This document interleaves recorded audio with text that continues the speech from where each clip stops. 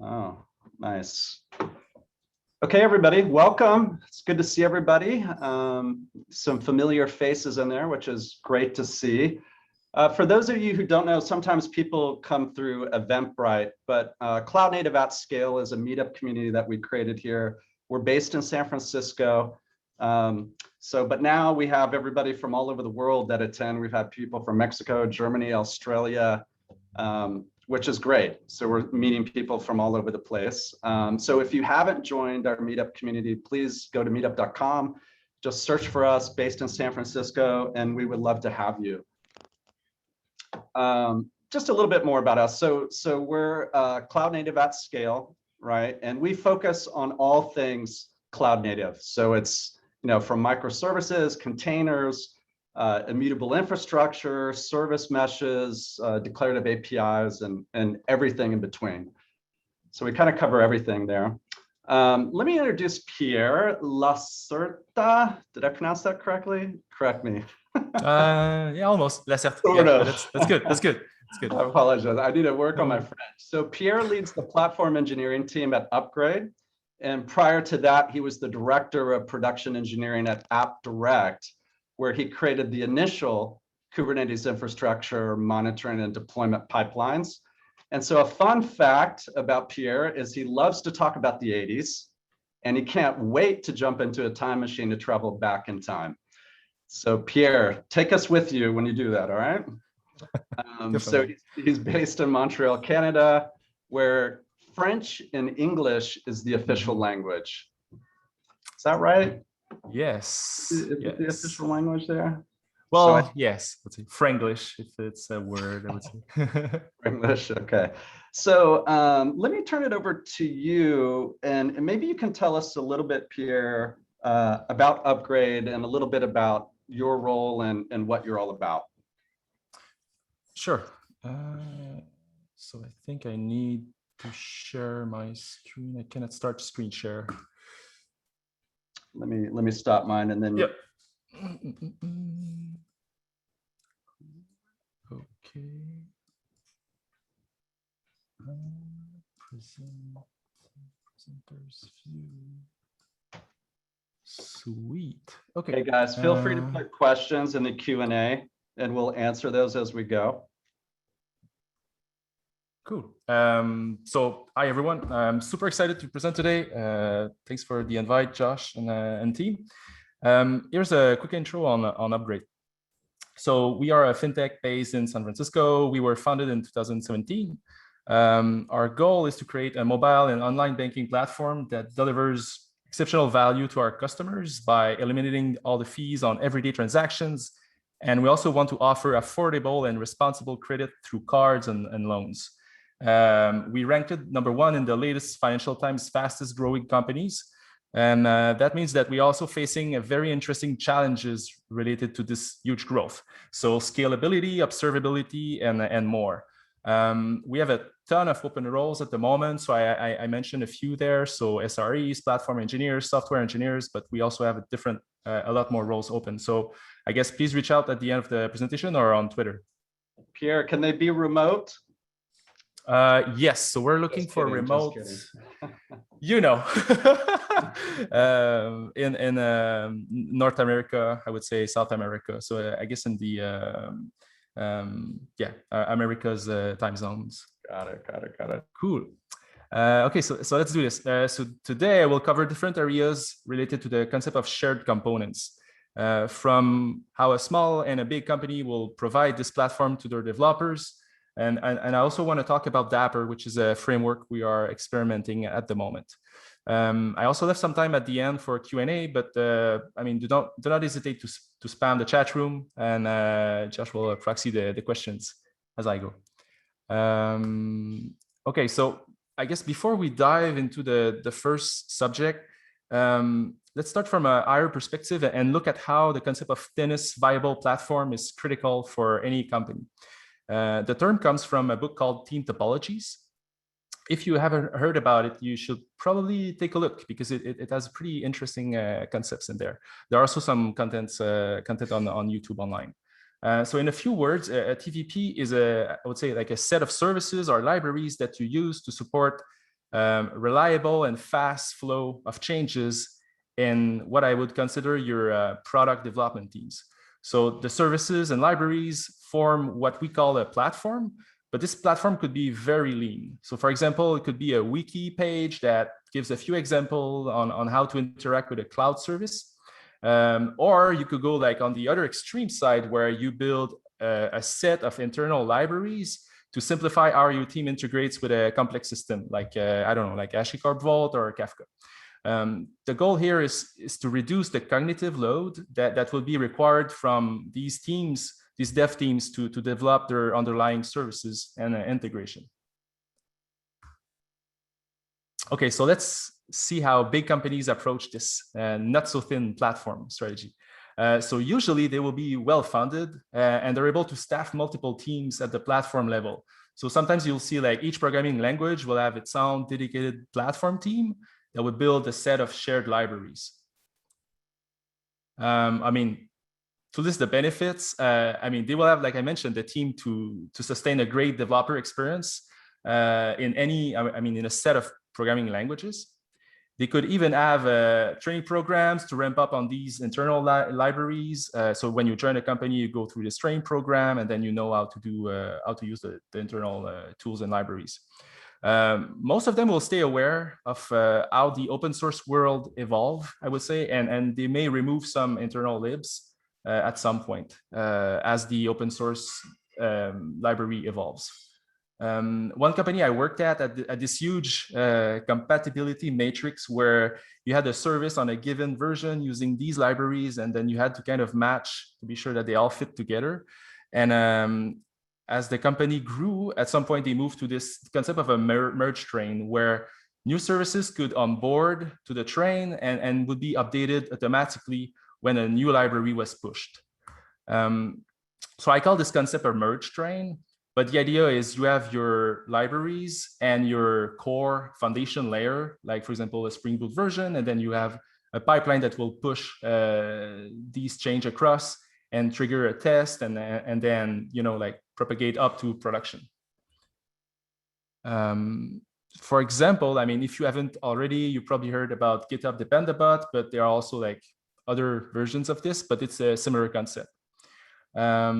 So if you mix this pipeline with something like Argo rollout, or let's say like Canary and blue-green deployment system, then you get this kind of frictionless experience where your libraries are updated, your services are tested with the new versions, and then you go to production sooner with a smaller change, which is a good thing, usually, instead of going to prod with 2,000 commits. So what are the drawbacks? I guess the fact that you are well-funded could lead to multiple challenges. So engineers coming from other companies could wonder, why do we rebuild what's already in the open source world? You'll need an internal support team, so some kind of Stack Overflow, because you have a lot of internal systems that, I mean, you cannot Google to get answers on. And then at some point also, there's this kind of sunk cost fallacy, I call it. So the idea that you invested that much, so why would you shut all these libraries down? And also, I guess the other big question is, why not contributing back to the open source world? I think a lot of companies do, but there's, yeah, I guess I saw a lot more contribution in the smaller companies. Okay, so let's go at the other end of the spectrum and see how, I guess, some small companies that I worked at approach this. So usually you want to go fast, so you don't really have time to build shared libraries. So it's like the idea that, I mean, you want to deliver value, and then usually you'll start with a monolith written in one language. Or if you start from a service architecture, you will not invest that much in this base layer. So for example, like one startup I worked at, we started with a microservice. I mean, we had this monolith, and then we started building microservices, but we did not set the proper base foundation, like I talked about. So the end result was some services were like 2 years behind updates, and a lot of the copy-paste code, for example, was moved around to integrate with our messaging infrastructure. So back then we were on RabbitMQ, but it's the same concept. So as the company grew, we moved and we adjusted our architecture to kind of have this kind of TVP layer. Okay, so let's talk about Kubernetes a little bit. So I know like Kubernetes is getting boring, which is kind of a good thing. But the patterns it provides are very useful to simplify your internal platform, right? And abstract similar concerns from your service layer. For example, I mean, there are a few abstractions I outline here, but like to give a few examples, before you start your service, you can use init containers to retrieve secrets from your HashiCorp vault and write them to a disk, and then your application will load them from a disk file. So this way you don't have to write an integration with HashiCorp Vault directly in your app. If you want, you can even use the HashiCorp provided agent to do so. So you don't even need to write an internal or an init container to do that yourself. You can also use the sidecar approach, where your agent would live side by side with your service in the same pod and could refresh the secrets periodically. So for example, every 15 minutes, we refresh some secrets. We have a lease to some, let's say, a database, and then you don't have to worry about, rotating secrets manually. Sidecars, I guess the sidecar discussion could lead to more powerful patterns like service meshes. So Linkerd, Istio are some of them. I would say the popular ones. And then the other idea there is that Kubernetes could be extensible like on the custom resource side of things. So you could create your own custom resource definition. So in the Kubernetes YAML structure, you could define your, let's say, a machine learning pipeline. And then when you submit this custom resource definition, something in the cluster would listen for the change and then trigger the deployment of all the components in this pipeline. And then these services would connect, load the machine learning model, or connect to a Kafka topic, and then start processing data. So I came across this tweet yesterday, and I couldn't agree more. So the challenge I see at the moment is adapting your architecture using sidecars, where it really adds value, because there are a ton of sidecars and this pattern of abstracting out of your app.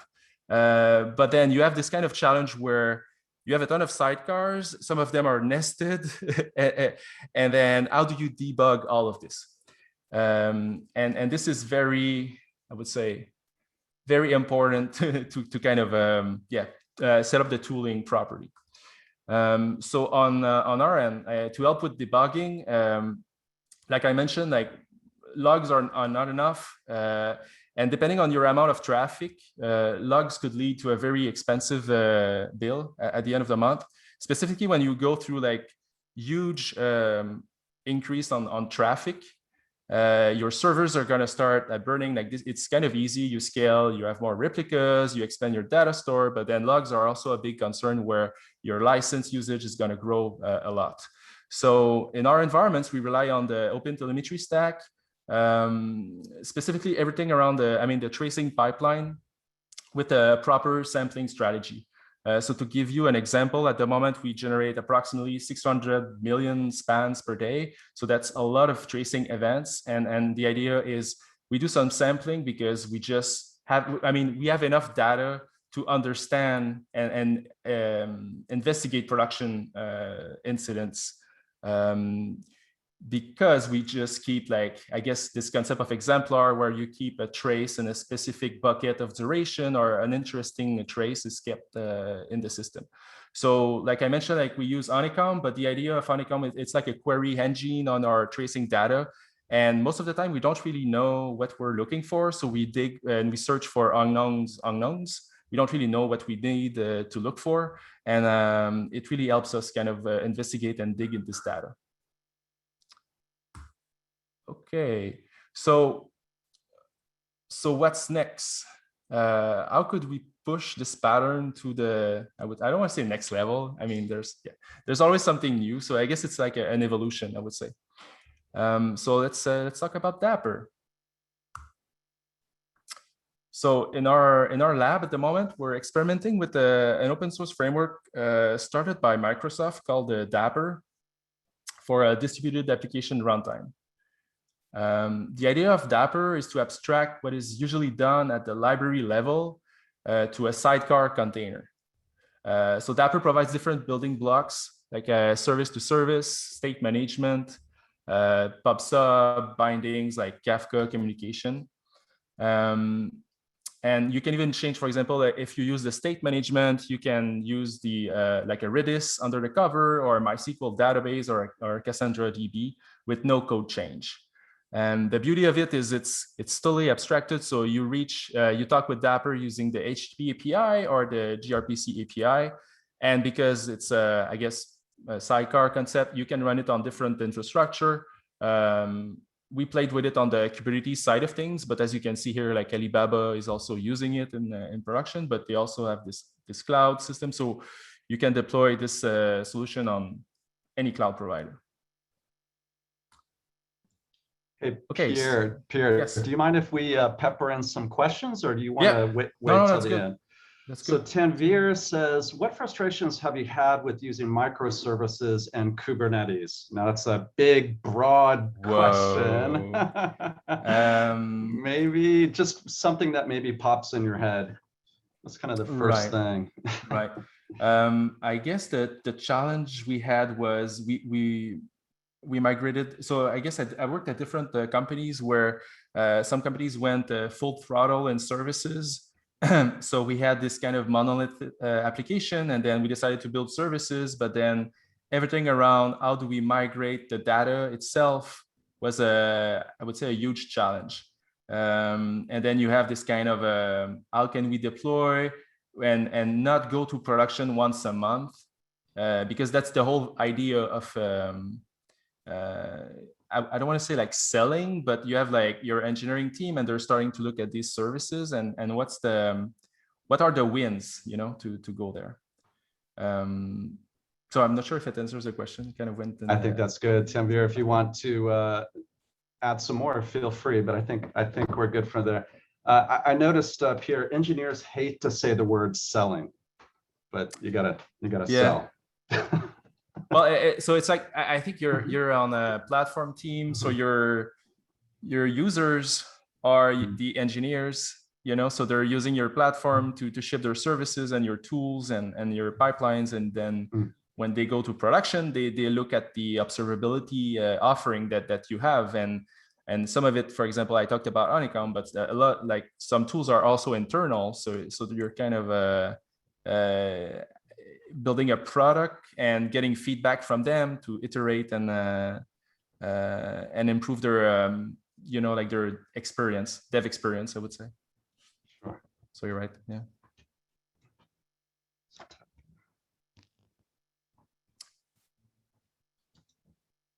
Do you have more questions or?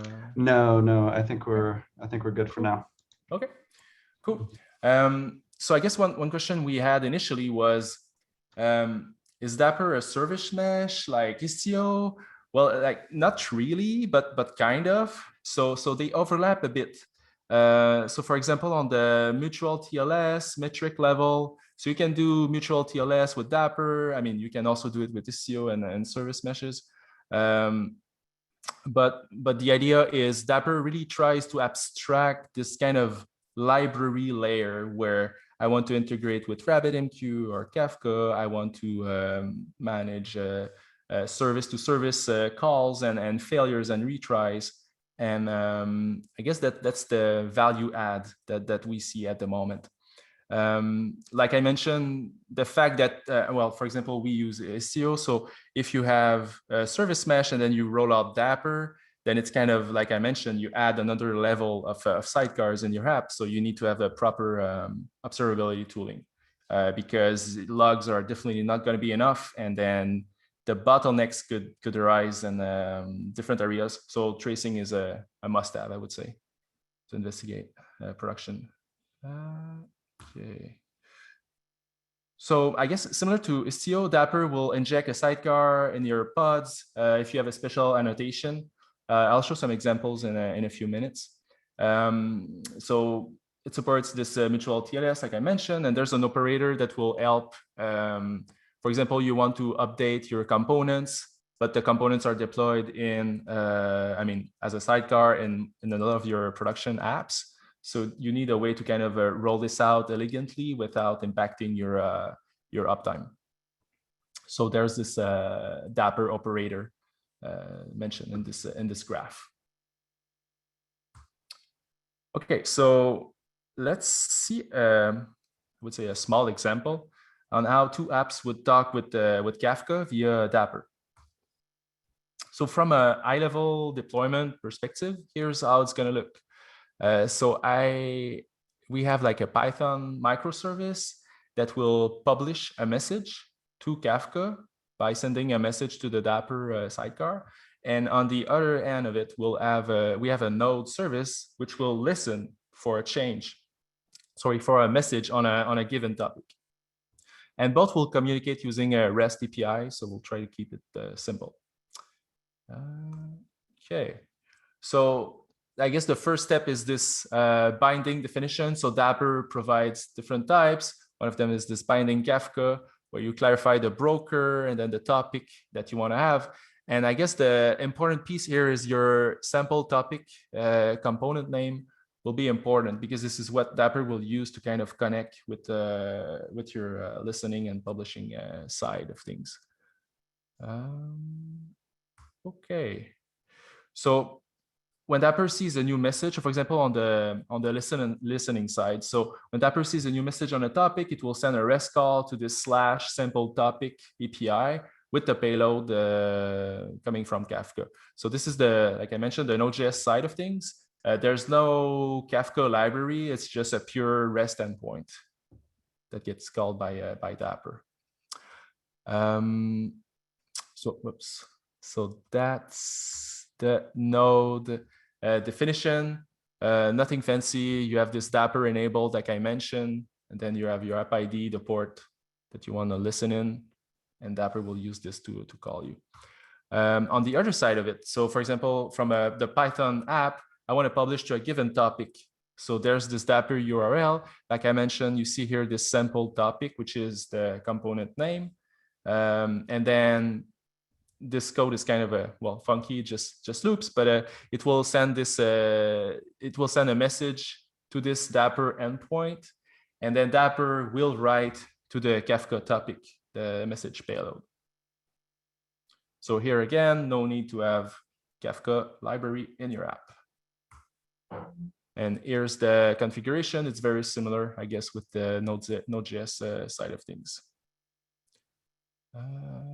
Okay.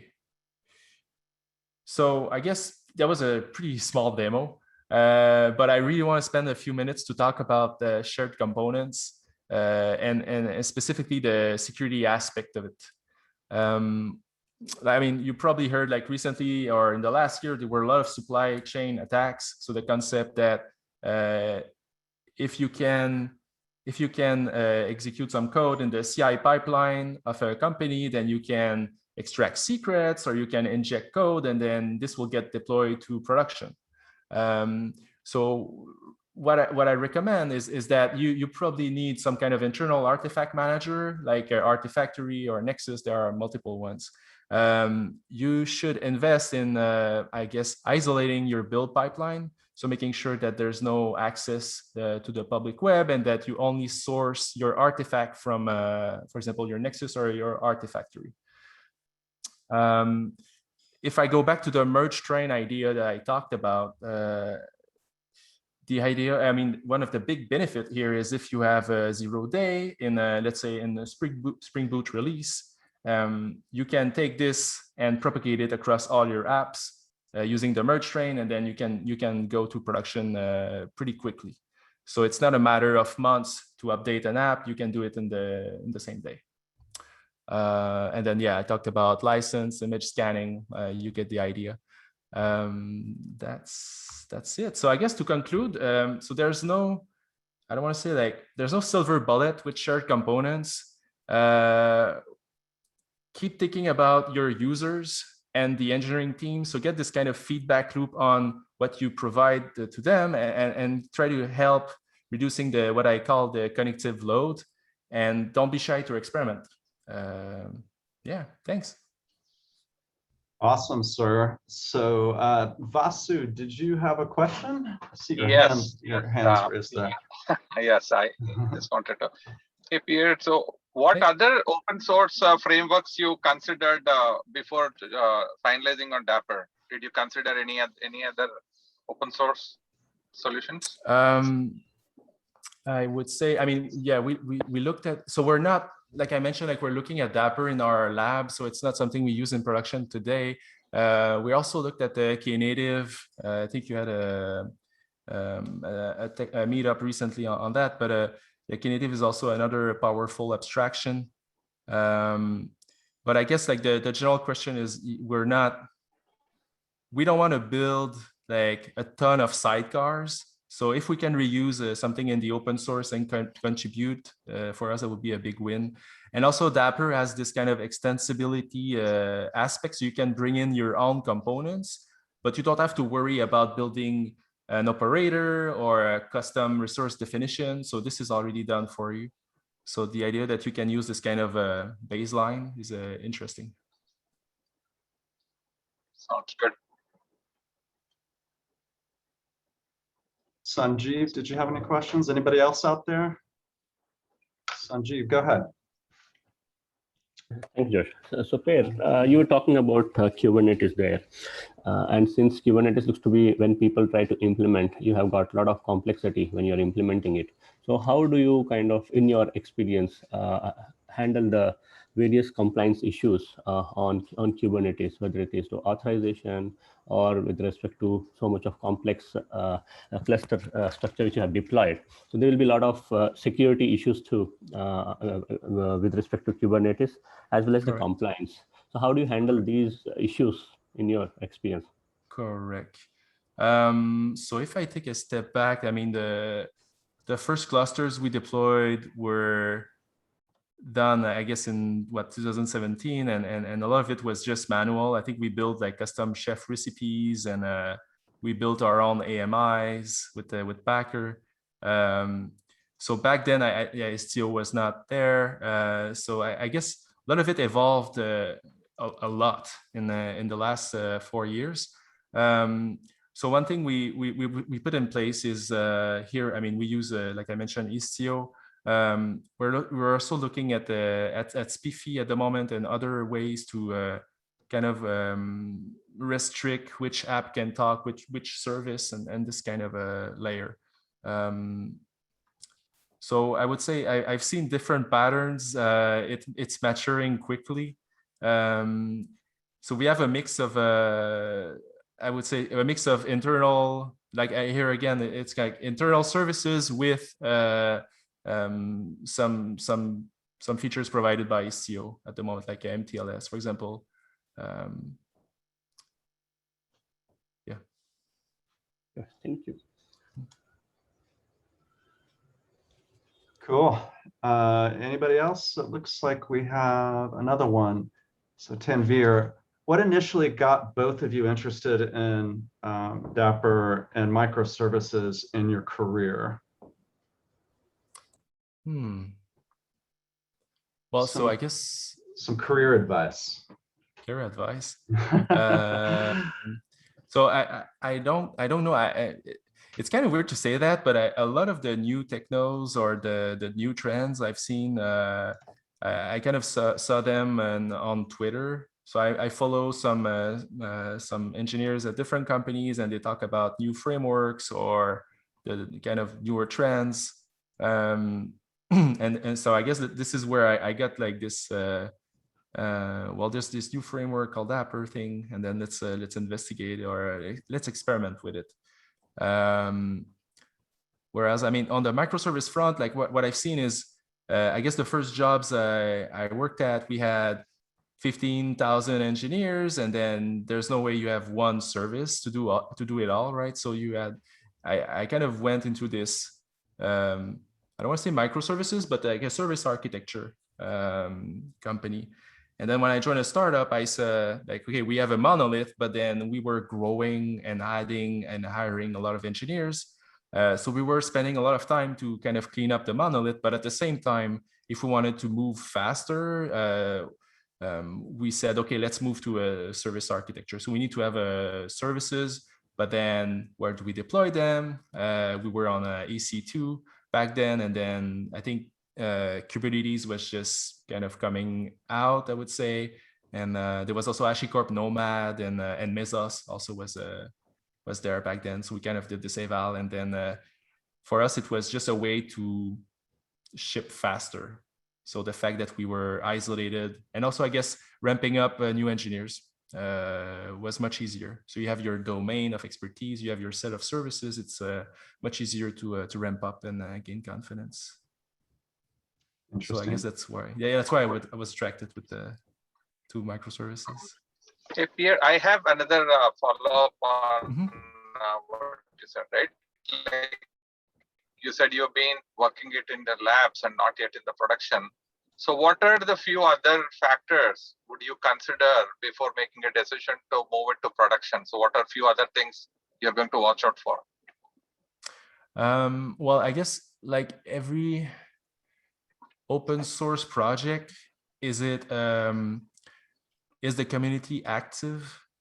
I think a lot of companies open source components and they're super happy when you start to use them, but when you're in production and they just decide to shut it down, then you have a risk there, right? So you want to be sure that the community is active, and also that there is an opportunity to publish changes, so send pull requests and suggest changes. So if there's this kind of usually there's a group that will convene every few weeks, and then you can talk about roadmap and also like kind of contribute. So that's one super important aspect, because if you choose an open source component or a library, and then it's managed by one engineer, and then he decides to do something else, then you're kind of stuck to maintain it. So that's one aspect. There's the performance consideration. So like I mentioned, if you have multiple sidecars chained on top of each other, you start to have a lot of communication in the cluster.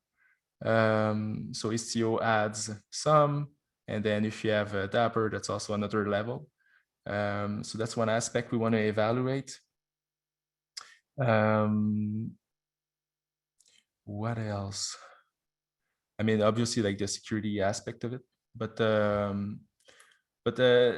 one thing also that I don't want to say like we have a tendency to underestimate, but the developer experience. So Dapper has a CLI, so you can play with it. You can set it up on your laptop. You don't need to always have a Kubernetes cluster. So I guess this developer experience on your laptop, how can you build a component? How can you test it? For us, it's super important. Because it's nice to have it in production in the cluster, but if you have your local experience and engineers are angry because this is not usable, then that's not the right solution. So we have another question. Tanvir is on fire. So do microservices reduce the need for more engineers? I think that's actually a good question. Ooh. I've seen both extremes. Yes and no, it depends. So I guess it depends how you're, so I've seen that also at some companies where you say, we're gonna go microservices, and then we have one engineer who's gonna do, I don't wanna say that, I don't like the platform work. So you have one platform engineer for 500 engineers, for example. So the output or the benefits of going in the service world will be, won't be the same, I would say. So you kind of need to have this strategy where some of your engineers are going to work into these horizontal cross-cutting teams, or to provide this kind of platform. And then you have your engineers on different teams that own a set of services. There are cloud providers and cloud solutions to do that. So I think you can abstract a lot of it, but you still need a baseline, I guess a small set of engineers to get this kind of foundation in place. And like I mentioned, the foundation could be like a few examples, or like just, I guess, like a proper CI and deployment pipeline. But I guess if you invest properly, then you're going to see a huge win. The other extreme I saw is like I mentioned, almost no platform team. You have, let's say, 5 different teams. They all use a different cloud provider to deploy their services. You're at the same company, but they all use a different cloud provider. And each team has someone who's kind of working on the pipeline and trying to secure the network and the applications on each cloud provider. And some of them are doing manual setup, and others are doing, I don't know, like Terraform with GitOps and something more advanced. So at some point, this is not going to work from a different perspective. Engineers are going to join a different team. They're going to have to learn, like, okay, what is this Google Cloud provider, or how do we ship in this team? And this is going to drain a lot of energy and time. Great. So yeah, long answer. No, that's good. That's good. So Tanvir is just keeping it coming. So he says, how does Dapper and Kubernetes reduce development time for websites? For websites? Or let's say software in general. Well, I guess it depends on the complexity. Like if you're just building a website, you don't need Kubernetes. If you want to just build a prototype, you can start with something much leaner. And it also depends on the traffic you're expecting, how many users, and the complexity of your service. But no, this is not like a day one thing for sure. Got it. Got it. So Vasu, I think you got your hand raised. No. No. Okay. Good for now. Yeah, I think. Okay. Cool. Anybody else? Any other questions?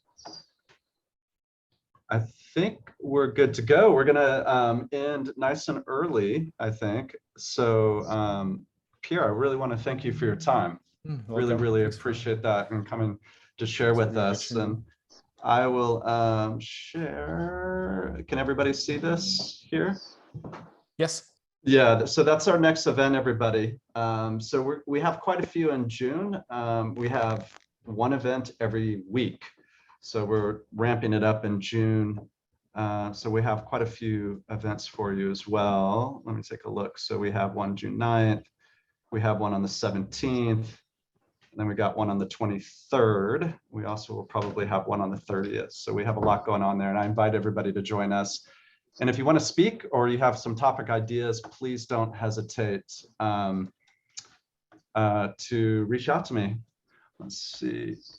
Okay, Tanvir, I think we're going to have to leave it at that. But I want to thank everybody. Let's see, who do we have in attendance here? So Ivan, it's great to see you joining us, and let's connect. And yeah, Pierre, thank you so much. We'll be in touch. Thanks. Hope to have you again. Okay, thank you, everybody. Bye. Bye. Thanks.